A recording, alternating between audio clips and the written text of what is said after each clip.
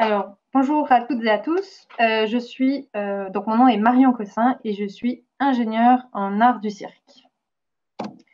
Alors là, vous avez une photo de moi et en fait, je suis à l'École nationale de cirque et en fait, je suis sur ce qui s'appelle le grid technique. Et comme vous voyez, en fait, je suis tout en haut, en dessous du plafond, sur une sorte de grillage. Et en fait, dans les studios de cirque, c'est ce qui nous permet de faire l'accrochage des équipements de cirque. Alors, comme je vous l'ai dit, je suis ingénieure de recherche en art du cirque. Qu'est-ce que fait un ingénieur dans les arts du cirque? Alors, moi, principalement, je travaille sur deux domaines. Le premier, c'est la conception d'équipements de cirque. Donc, en gros, c'est les acrobates ou les compagnies de cirque qui viennent me voir. Ils ont des idées complètement folles d'un nouvel équipement de cirque qui va révolutionner le monde du cirque, quelque chose d'innovant, unique, etc. Et donc, moi, qu'est-ce que je fais? Je les accompagne dans la conception, la fabrication, jusque des tests avec l'acrobate.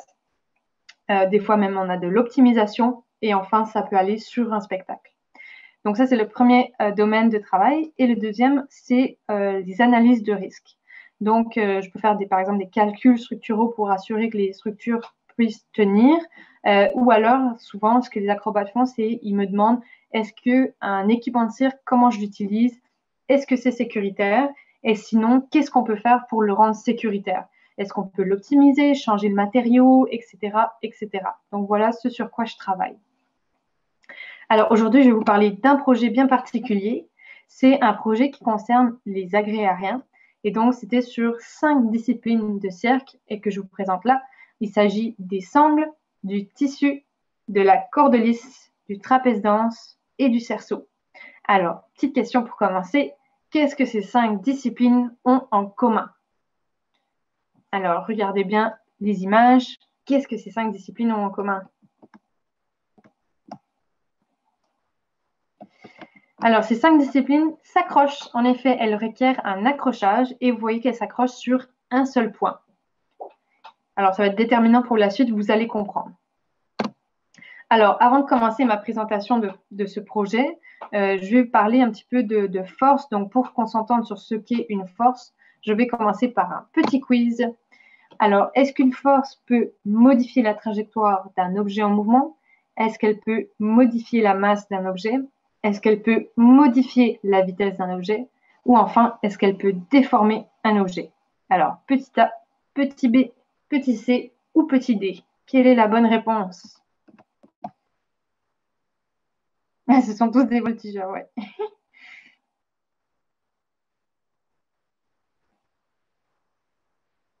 Alors, quelle est la bonne réponse? Qu'est-ce que c'est une force? Alors, je vous ai fait un petit piège. Ah ah ah. Mais oui, j'aime bien les petits pièges.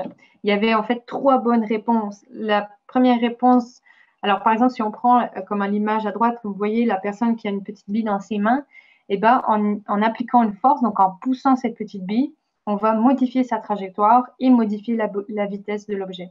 Et enfin, si par exemple on prend le cas d'un élastique que vraiment on étire de beaucoup, on va déformer l'objet. Mais finalement, on ne peut pas modifier la masse d'un objet. En effet, par exemple, si je suis debout et que j'ai un ami qui me tire la main, il va appliquer une force en me tirant, mais ma masse à moi, elle n'a pas changé. Si par exemple je pèse 130 livres, bah toujours je pèserai 130 livres, même si on me pousse ou on me tire. Et donc, je vais vous parler du problème. Alors, on se rappelle les 5 disciplines aériennes. Là, par exemple, vous avez un exemple de montage. Alors, les disciplines aériennes, elles s'accrochent. Et elles s'accrochent, par exemple, avec un câble qui va passer sur des poulies, qui va s'accrocher sur le plafond d'un bâtiment. Et enfin, on va aller jusqu'au mur ou au sol et on va accrocher sur ce qui s'appelle un point d'ancrage. Et en fait, la problématique, elle est surtout relevée par le gréeur. Donc, c'est la personne que j'ai représentée à gauche avec la flèche. Et le gréeur, il n'est pas content. Alors, déjà, qu'est-ce que c'est un gréeur? Eh bien, c'est un métier formidable. C'est un technicien qui va s'occuper de l'accrochage, de la fabrication et de l'inspection des équipements de cirque. Donc, vraiment, c'est lui qui s'occupe de tout ça, là. Tous les équipements, les poulies, les câbles, les maillons, etc. C'est vraiment lui qui fait ça, qui fait ce montage-là. Alors, pourquoi il n'est pas content? Alors, il faut comprendre en fait que l'acrobate, il va générer des charges dynamiques. Donc, par exemple, si l'acrobate se suspend à son trapèze et ne bouge pas, vous comprenez que toutes les forces l'équipement d'accrochage et le plafond et tout ça, ça va être sa masse. Mais dès qu'il va faire des mouvements, dès qu'il va bouger, par exemple, s'il fait des chutes, des impacts, etc., et ben, cette force-là ne sera plus égale à sa masse, elle va être supérieure à sa masse. Et en gros, on ne connaît pas ces données-là. Avant le projet que j'avais fait, on ne connaissait pas les charges-là. Et donc, le gréeur, il est inquiet parce qu'il ne sait pas quel équipement choisir, il ne sait pas quelle corde, quelle poulie, il ne sait pas si le plafond il est assez solide. Parce qu'en fait, on veut éviter que cet équipement-là, il brise ou le plafond, il s'effondre, etc. Ce qu'on ne veut pas, c'est un accident. En effet, on ne veut pas d'accident. Donc, c'était important vraiment de récolter les données que j'ai récoltées. Alors, comment j'ai fait ça? En fait, j'ai mesuré les forces avec ce qui s'appelle une cellule de charge, qui est en fait un capteur de force. Et comme vous voyez, je l'ai placé au-dessus de l'équipement de cirque. Donc, par exemple, comme ici à droite, j'ai remis au-dessus d'un cerceau. Et donc, je vais mesurer la force de tension entre mon cerceau et dans le câble. Et en tout, j'ai mesuré plus de 300 mouvements avec 16 participants, 16 acrobates, et pour les 5 disciplines que je vous ai montrées tantôt. Alors, maintenant, on va regarder qu'est-ce que ça a donné. Je vais vous montrer quelques exemples. Alors là, par exemple, nous avons le mouvement de disloc dans la discipline des sangles aériennes. Et là, je vais vous présenter, attention, il va falloir regarder droite-gauche en même temps. À droite, on a l'acrobate qui va faire son mouvement, donc la vidéo qui va se dérouler. Et à gauche, on a la force qui va se générer, qui est synchronisée avec la vidéo. Et c'est parti. Alors, vous voyez, le mouvement de disloc, c'est un mouvement où l'acrobate fait un tour complet autour de ses épaules, toujours maintenu par les sangles. Alors, maintenant, on va étudier un petit peu plus la force, qu'est-ce que ça donne. Donc, en gros, en rouge, ce que je vous ai représenté, c'est le poids statique, la masse de l'acrobate. Et donc, au début, quand l'acrobate ne bouge pas, eh ben, vous voyez que la force est vraiment égale à sa masse. Par contre, dès qu'il va faire du mouvement, c'est là qu'on va avoir des pics de force. Donc, le premier pic, c'est quand il va lancer ses jambes. Et le deuxième, le plus grand pic, c'est vraiment quand il va passer la verticale.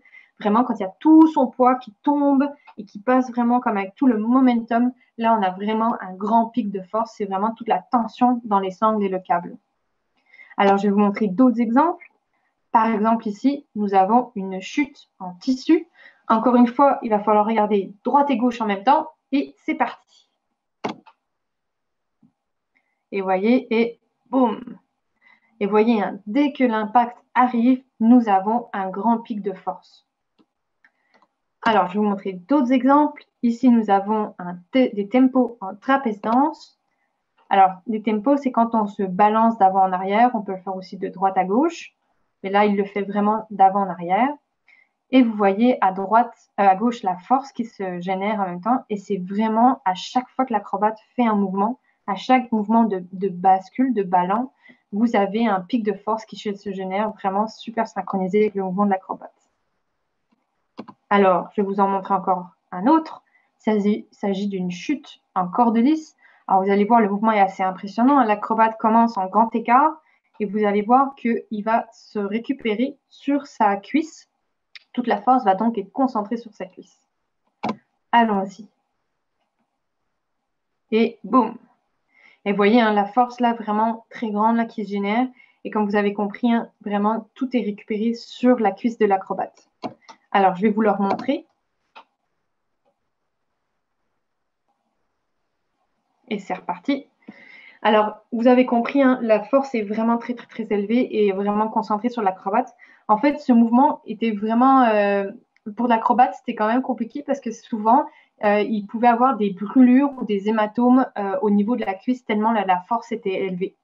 Et donc, en fait, d'où le titre de ma présentation, puisqu'il faut vraiment que les acrobates soient faits solides, ils aient des muscles de Superman pour pouvoir supporter ces impacts, ces forces très élevées.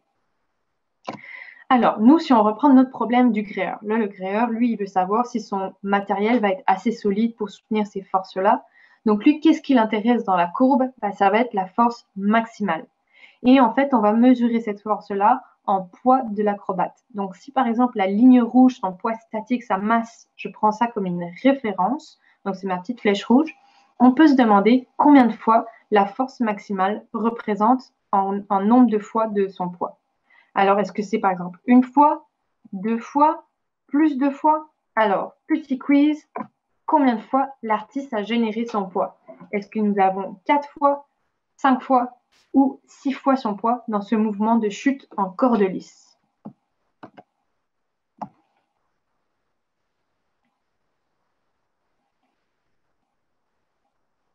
Ah, nous avons une réponse. Quelqu'un qui dit 5 fois. Alors, personne d'autre. Alors, je vais vous donner la bonne réponse. Et la bonne réponse était 6 fois. Donc, il faut imaginer. Hein. Par exemple, si on se suspend à une tige ou une corde, déjà, c'est difficile des fois de garder vraiment la grippe là, dans les mains, de rester suspendu. Ben, il faut imaginer que les acrobates, ils arrivent à supporter des forces de 6 fois ça, 6 fois son poids. Alors là, je vous donne le résultat total. Nous avons par exemple les sangles qui ont généré 8 fois leur poids. La corde et le trapèze, la corde de 6 fois, on l'a vu. Trapèze danse est dessus 5 fois et le cerceau 3 fois. Alors en réalité, le cerceau, je pense que je n'avais pas des bonnes mesures parce que les 2 artistes avec qui j'ai fait les mesures faisaient de la contorsion. Et la contorsion, c'est vraiment des mouvements très lents. Et moi, ce que je mesurais, c'était vraiment des impacts, des forces, des chutes, etc. Donc, il me fallait beaucoup de mouvements. Donc, je pense que le cerceau, en réalité, on serait capable d'avoir beaucoup plus. Alors, si nous, on reprend notre problème du grilleur, qu'est-ce qu'on va lui dire? Comment il va faire pour choisir son équipement d'accrochage et comment il va faire pour savoir si le plafond est assez solide?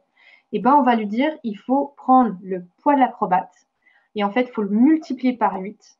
Donc, par exemple, si on prend un acrobate à 140 livres, il va falloir multiplier ça par 8, plus ajouter le poids du trapèze et lui dire que tout son équipement, le câble, la poulie, le mousqueton, le point d'ancrage, puisse supporter cette charge-là, ne brise pas avec cette charge-là. Et enfin, qu'est-ce qu'on peut dire de nos acrobates? Si par exemple, vous voyez une jeune acrobate petite, mince, et bien en réalité, elle a des muscles de Popeye, elle est capable de supporter des charges super élevées. Donc en fait, c'est un peu Superman ou Superwoman ou Wonder Woman ou je ne sais pas quel super-héros vous aimez, mais vous comprenez vraiment que ce sont des gens qui sont faits solides. Alors, merci de votre attention. J'ai fini cette présentation. Je vous laisse mon adresse courriel si vous voulez m'écrire et j'ai aussi un site web marioncossin.com. Si vous voulez voir tous les autres projets sur lesquels je travaille, vous allez voir, c'est vraiment trop fun ce que je fais.